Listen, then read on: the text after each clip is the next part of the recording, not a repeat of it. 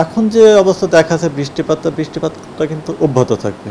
এটা আগামী ২৫ তারিখ পর্যন্ত কম বেশি বৃষ্টিপাত হবে এবং এর সাথে কোথাও কোথাও ভারী বর্ষণের সম্ভাবনা আছে।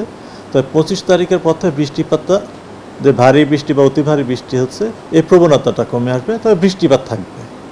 রাজধানীতে আজকের আবহাওয়া নিয়ে যদি একটু বলবেন, আসলে এই আবহাওয়াটা না, সারা দেশে এরকম হচ্ছে যে বৃষ্টিপাত বা রাজধানীতে যেরকম হচ্ছে, রাজধানীতে বৃষ্টিপাত তুলনামূলকভাবে কম হচ্ছে। আবহাওয়া তো মেঘলা। হ্যাঁ, এইটা যেহেতু বৃষ্টির মেঘ আছে তার কারণে হচ্ছে বাংলাদেশের উপর একটা লঘুচাপ আসলে বিরাজ করছিল। এই লঘুচাপটা আজকে আমরা দেখছি এটা গুরুত্বহীন হয়ে পড়েছে।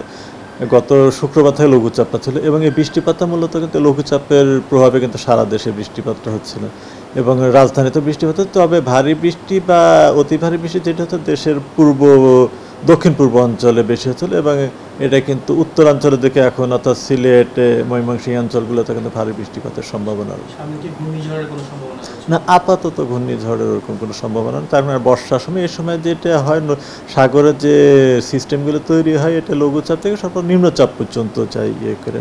সাধারণত ঘূর্ণিঝড়ের সময় হয় না। 25 তারিখের পর কি সবকিছু স্বাভাবিক হবে? বৃষ্টি কি না, আবার হবে? 25টা স্বাভাবিক বলতে এখন যে ভারী বৃষ্টি বা অতি ভারী বৃষ্টি হচ্ছে সেই বৃষ্টিপাতটা কমে আসবে। ভারী বৃষ্টিপাতের প্রবণতাটা কমে আসবে, তবে বৃষ্টিপাত থাকবে। সামনের মাসে বৃষ্টি থাকার সম্ভাবনা রয়েছে?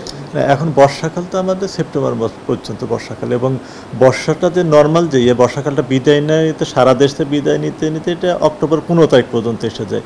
সেক্ষেত্রে কিন্তু সেপ্টেম্বর মাসে কিন্তু বৃষ্টি হবে আমাদের দেশে, অর্থাৎ এ মাসে যে পরিমাণ হতে তার সাথে কিছুটা কম হতে পারে, তো বৃষ্টি থাকবে। ঢাকায় বৃষ্টির পরিমাণ কত? আজকে গত 24 ঘন্টা ঢাকায় যে বৃষ্টিপাত হচ্ছে এটা 6 মিলিমিটার রেকর্ড করা হয়েছে। এটা হালকা বৃষ্টিপাত।